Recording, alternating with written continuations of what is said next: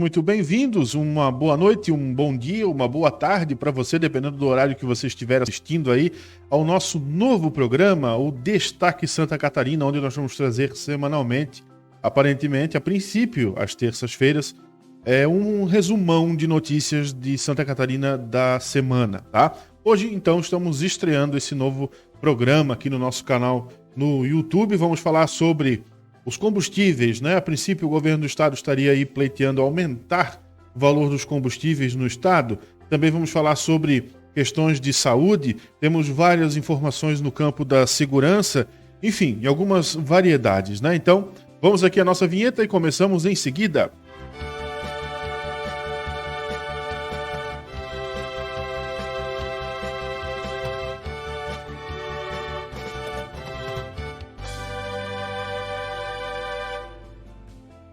Isso aí, falando de combustíveis, então, né, como eu já abordei no início, circulam nas redes sociais informações de que o governo do estado de Santa Catarina teria aumentado o imposto sobre a gasolina.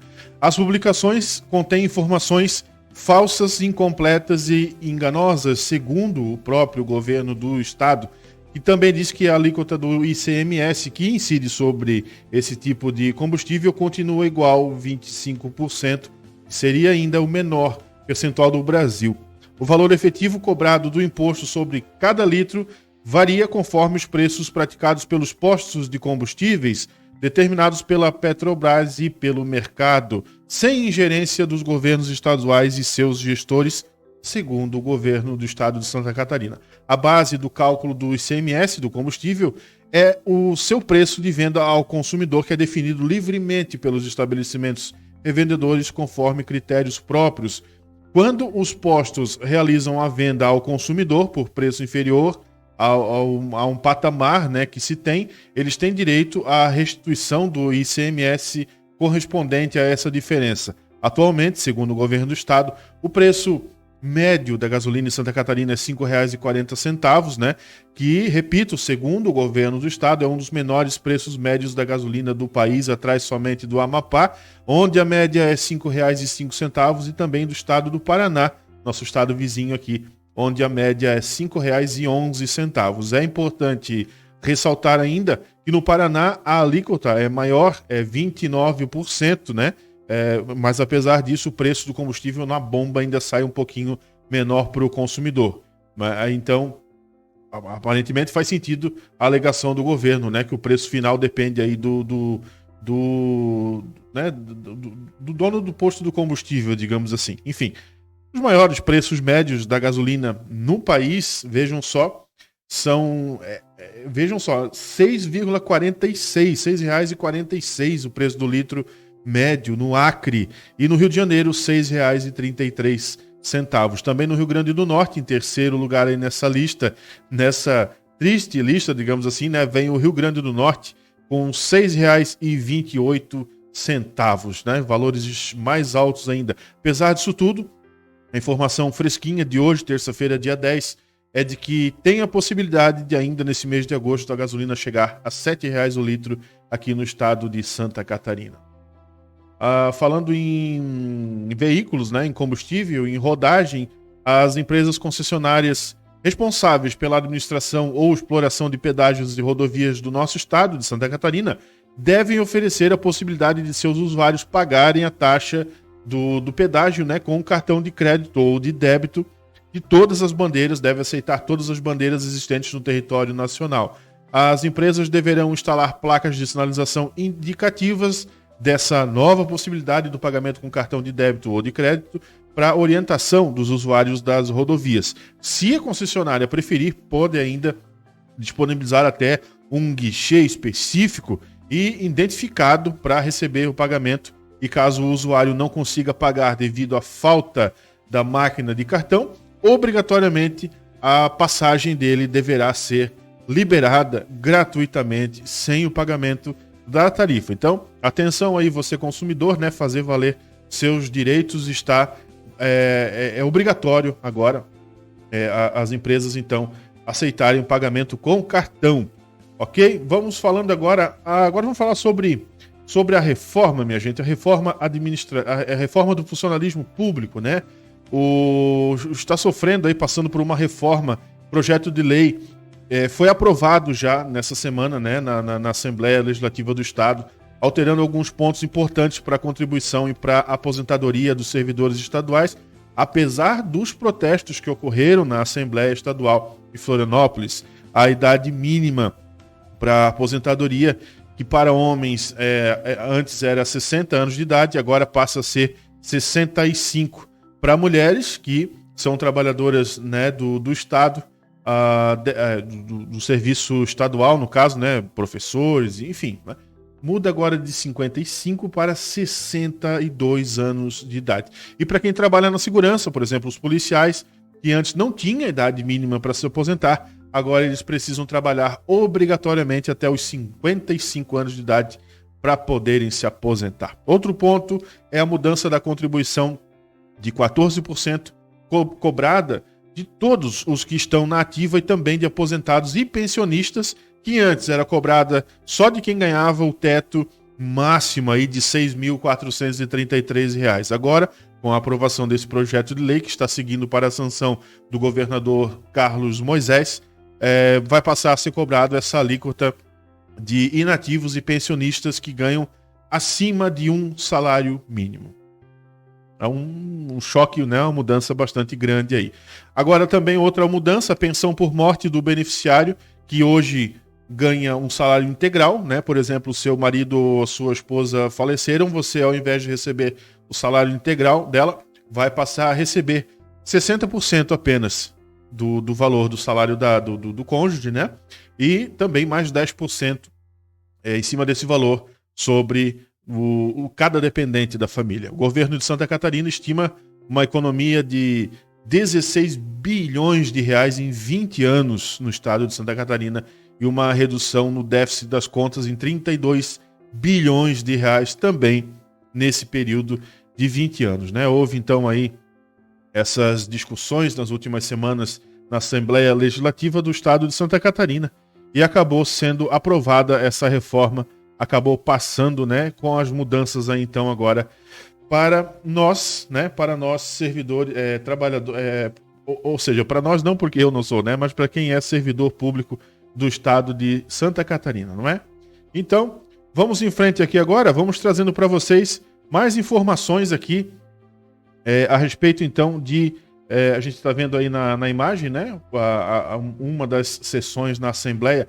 Temos informações aqui do campo policial agora. Vamos falar sobre uma ação dos policiais rodoviários federais que recuperaram na BR-101 em Joinville uma carreta Volvo com registro de furto ou de roubo. A carreta estava estacionada às margens da rodovia e não havia veículo, motorista no veículo quando os policiais chegaram, né? Os policiais vistoriaram o veículo e identificaram indícios de adulteração. Esse veículo era licenciado em Itapirapuã, minha gente. Itapirapuã Paulista, no interior de São Paulo. Mas ele circulava com placas falsas de outra carreta Volvo emplacada numa cidade de Santa Catarina, Guaraciaba. Perto da carreta, os policiais abordaram um Chevrolet Cobalt com placas de Colombo, no Paraná. O motorista e os dois passageiros entraram em contradição quanto ao destino da viagem deles, o que levantou suspeitas. Então, após uma minuciosa vistoria no veículo, os agentes encontraram parafusos exatamente iguais aos utilizados para fixar as placas que haviam sido trocadas da carreta. Os 3 homens foram presos, suspeitos de envolvimento no roubo dessa carreta, e foram conduzidos até a delegacia de polícia de Joinville. Em Mafra, uma carreta, a polícia militar daí, né, recuperou uma carreta com suspeita de roubo na BR-111, no município de Mafra. Após receberem informações de que um caminhão estava fora de rota prevista, policiais deslocaram até o trevo entre a SC-477 e a BR-116 e no local depararam-se com esse veículo que a gente vê aí nas imagens. Na oportunidade foi então iniciado o acompanhamento. Após cerca de 70 quilômetros de perseguição, a Polícia Militar, juntamente com a Polícia Rodoviária Federal, então montaram uma barreira e, diante da situação, o condutor do caminhão entrou pela contramão do pátio de um posto de combustíveis, né, na tentativa de fugir. Os 2 ocupantes pularam do caminhão tentaram fugir, porém foram detidos pelas guarnições policiais. No interior do veículo foram encontrados 2 aparelhos celulares e um aparelho bloqueador de sinal de GPS. Diante dos fatos, os suspeitos e o caminhão foram também conduzidos à delegacia de polícia civil aí da cidade de Mafra, a fim de que fossem tomadas as providências cabíveis, né? Falando aqui no campo policial ainda, uma ação conjunta da Polícia Militar Rodoviária Estadual e da Polícia Rodoviária Federal em Catanduvas apreendeu aproximadamente 85 mil maços de cigarros oriundos do Paraguai. O acompanhamento iniciou em Vargem Bonita, né? Os policiais passaram a perseguir esse veículo, sendo que os policiais obtiveram sucesso em abordar o veículo então na BR-SC, na SC 355, aí no município de Catanduvas. A gente tem mais imagens aqui. O condutor abandonou o veículo e se embrenhou em uma área de mata, né? Não foi mais possível localizá-lo. Por fim, então, o furgão e a carga roubada foram entregues à Receita Federal em Joaçaba. Conseguiu escapar aí o humilhante, né? Mas a carga ficou. 85 mil maços de cigarro, é bastante cigarro. Falando em cigarro, a Polícia Federal, com apoio da Polícia Militar de Santa Catarina, cumpriu mandados de busca e apreensão em 3 imóveis localizados na cidade de Videira, no oeste do estado, né, com o objetivo de combater a prática do crime de contrabando de cigarros também oriundos do Paraguai. O inquérito policial teve início com a apreensão de aproximadamente 4 mil maços de cigarro de origem paraguaia que foram internalizados no país de forma clandestina, ou seja, contrabando, descaminho, né? Isso foi ainda em 2018, foi o início dessas investigações. Nessa abordagem que foi feita pela Polícia Militar na cidade de Fraiburgo. Então, no transcorrer dessas investigações, houve a apreensão de pelo menos outras 2 cargas de contrabando de cigarro supostamente pertencentes ao mesmo grupo criminoso investigado. Então, as medidas judiciais de busca e apreensão cumpridas visavam identificar imóveis que eram utilizados pelo grupo criminoso para armazenar cargas de contrabando que seriam revendidas para comercialização clandestina na região de Fraiburgo, de Lebon Regis, também em Videira, né, própria Videira, entre outras cidades da região que possibilitaram aí a apreensão de 15 mil maços de cigarro. O responsável pela guarda desses imóveis e dessa mercadoria foi preso em flagrante delito, né? Então, mais uma apreensão aí da polícia de cigarros. Falando em apreensão, agora de vinho, a Polícia Militar realizou uma apreensão de vinhos importados da Argentina sem o devido despacho aduaneiro, né? Também contrabandeado, né? Foi apreendido no bairro Sagrado Coração de Jesus, em São Miguel do Oeste. Uma guarnição flagrou 2 veículos fazendo o transbordo do material. Ao perceberem a abordagem, né, os miliantes não conseguiram se evadir, então os policiais fizeram a abordagem e obtiveram sucesso, né, em conseguir abordar ao casal que estava com essa carga. No total, gente, foram apreendidas 1.478 garrafas de vinho. A carga avaliada em R$400 mil, né? Os policiais fizeram um acompanhamento através aí das suas investigações e tiveram sucesso na abordagem a esse casal e tiraram de circulação, né, essa enorme quantidade, mais de 1.000 garrafas aí de origem ilegal, né? Por mais que a mercadoria estivesse ok, mas a sua documentação não, né?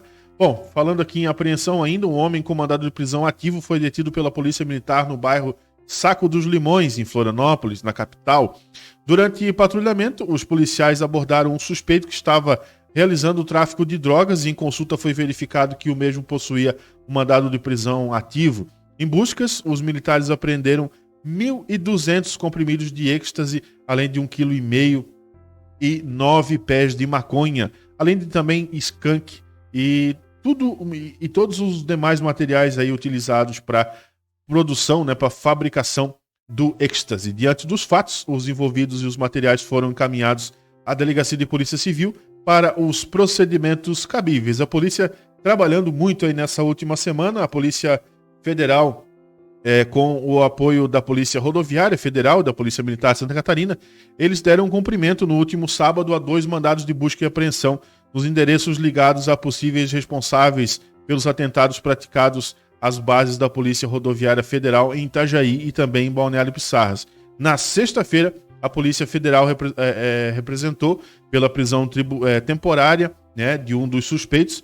A Justiça Federal deferiu o pedido e expediu o respectivo mandado, o qual foi cumprido durante a madrugada pela Polícia Militar. Um dos suspeitos, morador do bairro Cordeiros, em Itajaí, foi preso quando se encontrava em uma festa em Navegantes e foi encaminhado ao presídio da Caianduba. Sobre os mandados de busca, um total de 16 policiais federais, também policiais rodoviários federais e policiais militares foram divididos em 2 equipes e trabalharam aí na forma, né, fizeram um trabalho de revide, né, buscando aos autores dos atentados. Nessa noite de ontem, segunda-feira, teve uma ação no estado do Rio Grande do Sul. A gente vê aí na imagem um pedaço da base da Polícia Rodoviária Federal de Itajaí, que foi alvejada, né, na última semana. Enfim, voltando aqui, no Rio Grande do Sul, na noite de ontem, segunda-feira, teve então o desfecho dessa ação. Um dos criminosos, né, que a princípio a pessoa que teria apertado o gatilho, de fato, efetuado os disparos contra a base de Itajaí e também da Polícia Militar de Balneário Pissarras, esse cidadão foi preso na ação de ontem. Nós vamos falar sobre isso na noite de amanhã, aqui no nosso canal, num vídeo onde a gente vai abordar os assuntos daqui da cidade de Penha, né, de Penha, Santa Catarina. Então vamos concluir esse assunto na data de amanhã. Ok? Vamos em frente aqui, trazendo os maiores detalhes amanhã, né? Vamos em frente aqui falando ainda de apreensão. A Polícia Federal, com o apoio do IBAMA de Santa Catarina, deflagrou a Operação Anilha Falsa 3, com o objetivo de coibir o comércio ilegal de animais silvestres na Grande Florianópolis. O mandado de busca e apreensão foi cumprido.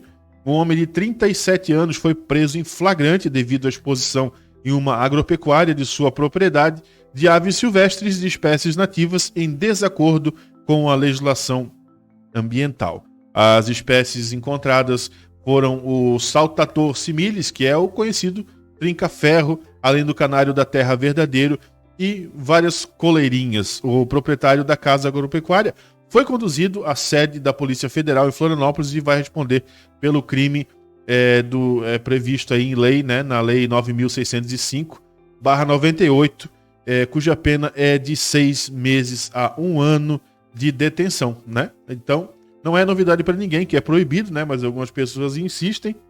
Infelizmente, uma hora a conta chega. Falando em animais aqui, durante o monitoramento das praias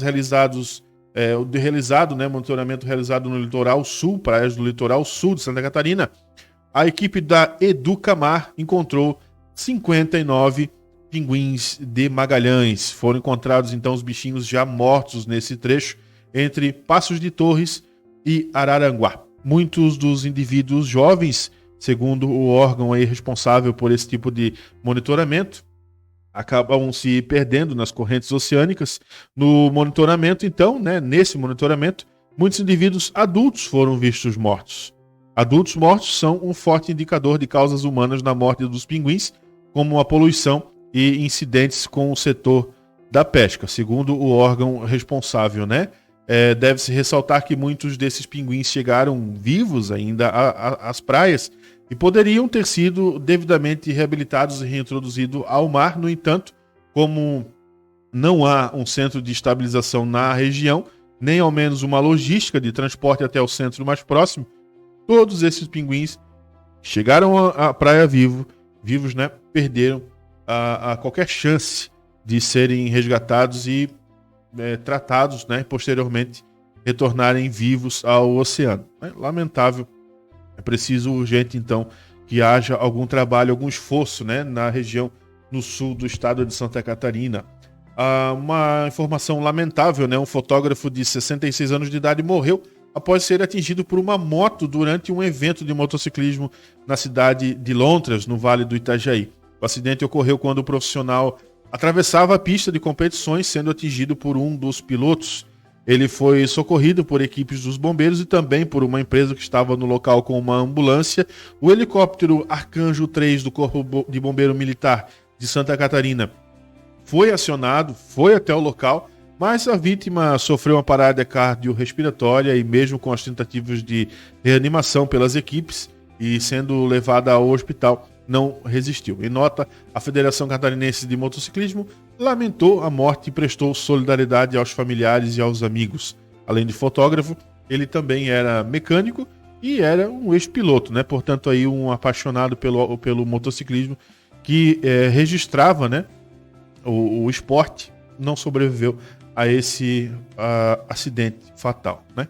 Falar em acidente fatal, temos aqui uma imagem divulgada pela Polícia Militar Rodoviária Estadual, sem maiores detalhes, né, sobre a identidade dos condutores, mas a gente resolveu trazer esse vídeo aqui para vocês só para mostrar a importância de estar sempre prestando o dobro, o triplo da atenção no trânsito. Vocês vão ver aqui atrás de mim um veículo vermelho que acabou de chegar aí nesse local e aguarda para fazer o abalroamento, né, que é a conversão. Ele vai trocar de faixa, né, vocês vão poder perceber isso agora. Ele anda ali um pouquinho para frente e inicia a tentativa do retorno quando, infelizmente, um acidente fatal ocorre, né? Uma motocicleta com piloto e carona bate na lateral, exatamente na porta do motorista ou da motorista, né? Esse acidente aconteceu na cidade de Aurora, aqui no nosso estado, e imediatamente populares ali correram, né, na tentativa de socorrer, talvez ainda alguém que pudesse estar vivo, mas infelizmente pelo menos uma pessoa veio a óbito nesse acidente. Então é importante a gente trazer essa informação aqui, porque atenção, né, gente? Não precisa acontecer conosco para a gente passar a tomar muito cuidado. Às vezes, vendo um caso assim com um terceiro, a gente lembra desse acidente na hora de fazer uma conversão assim. Pode ser útil para que, né, várias outras pessoas lembrem dessa cena e não façam igual, né? Lamentável ali as vidas que podem ter se perdido nesse acidente, né? Falando em vidas perdidas, um outro caso lamentável vem de Palhoça, Grande Florianópolis. Um homem de 44 anos foi morto em um mercado da cidade após se recusar a usar máscara antes de entrar no local. Segundo informações da Polícia Militar, ele teria sido orientado a colocar a máscara para poder entrar no estabelecimento, mas se recusou. O caso aconteceu nesse último domingo agora, dia 8, por volta de 7h30 da noite. Ao ser impedido de entrar no local, o homem foi para casa, pegou uma faca, voltou ao supermercado para ameaçar os funcionários e os clientes, de acordo com a Polícia Militar, né?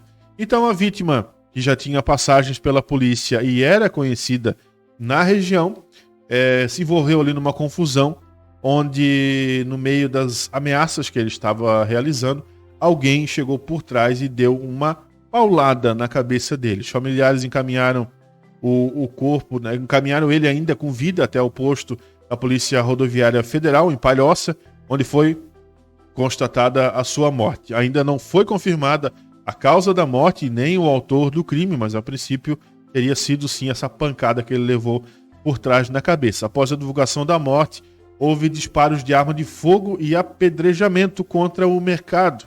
Os envolvidos não foram identificados e o caso agora está com a Polícia Civil de Palhoça, que vai fazer, né, o trabalho aí de investigação. Né? Lamentável selvageria. Né? Bom, falando aqui em morte, a gente fala agora sobre vida. Uma mulher nasceu de novo. Ela foi atropelada e conseguiu se arrastar para evitar ser atingida pelas rodas de um caminhão aqui em Brusque, né? Aqui próximo aqui já ao litoral. O incidente aconteceu no bairro Santa Terezinha. O motorista saía da rua Alberto Miller e fez a conversão à direita no sentido da rodovia Antônio Raio quando atingiu a mulher de bicicleta. Ela estava de bicicleta. O motorista continuou com o veículo em movimento até ser avisado por outras pessoas de que estava acontecendo, né?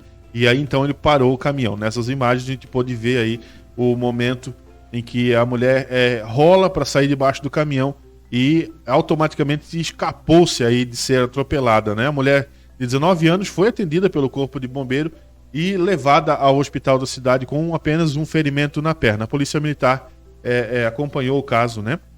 Então nasceu novamente. Falando em nasceu novamente, vamos falar de alguém que está nascendo. Policiais rodoviários, né? Eles realizaram um parto emergencial na Avenida Gustavo Richard, na capital, Florianópolis. A mulher que estava em trabalho de parto era uma moradora de rua e, como ela não tinha condições de chegar até o hospital, outros moradores de rua estavam tentando, né, ajudar no parto até o momento em que a guarnição da Polícia Militar Rodoviária Estadual chegou até o local. A criança acabou nascendo ali mesmo, né? Como ela aparentava uma certa dificuldade para respirar, os policiais tiveram que fazer a limpeza do narizinho e da boquinha da criança, que também recebeu ali a camisa de um dos moradores, né, para poder envolver o bebê, já que o vento e o frio poderiam colocar a criança em choque térmico. Em seguida, então, as ambulâncias do auto-socorro de urgência do Bombeiro Militar e o serviço do SAMU também chegaram até o local e encaminharam mãe e filho até a maternidade. E, graças a Deus, tudo deu certo, como diz o terceiro sargento João Eduardo Pereira Cavalazzi, feliz, né, após realizar o parto junto com a equipe dele, o parto desse menino, né? Estão todos felizes ali, então, por terem conseguido. E para a gente ir encerrando aqui, mais uma notícia boa. Está mantida, segundo o governo do estado, a previsão do calendário estadual de vacinação contra a Covid-19 de aplicar ao menos a primeira dose da vacina em toda a população adulta com 18 anos ou mais até o dia 31 deste mês de agosto. Para isso, devem ser entregues pelo Ministério da Saúde 900 mil doses ao longo deste mês, de acordo com o levantamento da Secretaria de Saúde. O superintendente da Vigilância em Saúde, o Eduardo Macário, ele explica que, apesar das irregularidades nas entregas das vacinas por parte do Ministério da Saúde, a previsão é de que o Estado receba a partir de agora, por semana, aproximadamente 300 mil doses, quantitativo suficiente, né, segundo aí o secretário, para vacinar toda a população. Ele ainda diz que se o Ministério seguir essa projeção, como esperado, o calendário será cumprido sem prejuízo algum no nosso estado de Santa Catarina. No entanto, qualquer eventual mudança nesse cronograma por parte do Ministério pode afetar o cumprimento da vacinação, né? Nesta segunda-feira, ontem, o estado recebeu 2 novas remessas de vacinas, né, totalizando 167.690 doses. Desse total, 140.590 doses serão encaminhadas para os municípios entre hoje, terça-feira, e amanhã, quarta-feira, para a aplicação da primeira dose, né, para pessoas que ainda não receberam as suas doses. A expectativa é de que até essa próxima sexta-feira, agora dia 13, novas remessas de vacinas ainda cheguem ao nosso estado de Santa Catarina. Não se esqueça de deixar o seu joinha neste vídeo e também, para você que ainda não é inscrito no canal, inscreva-se. E não basta se inscrever, é preciso ativar o sininho para receber notificações dos próximos vídeos. Também tem as nossas redes sociais, que apareceu ali o arroba embaixo, né? @AlexHashTV, Instagram, Facebook e Twitter. A gente vai ficando por aqui, agradecendo a audiência de todos vocês aí no nosso novo programa Destaque Santa Catarina. A princípio, né, como é uma semana de estreias, a princípio toda terça-feira vamos trazer aí informações sobre o estado de Santa Catarina. E nas quartas-feiras, provavelmente um foco será Penha. Na quinta-feira, notícias a nível Brasil. E na sexta-feira, novamente, o foco será Penha, que é a nossa sede, né, de onde falamos aqui no nosso canal, tá certo? Então, muito obrigado a todos vocês e até o próximo vídeo. Não se esqueçam de se inscrever no canal. Normalmente, 8 horas da noite. A gente ainda está definindo a nossa programação nessa primeira semana, né? Mas, a princípio, todos os dias, 8 horas da noite, segunda a sexta, teremos vídeos aqui no canal. A gente se vê amanhã, quarta-feira.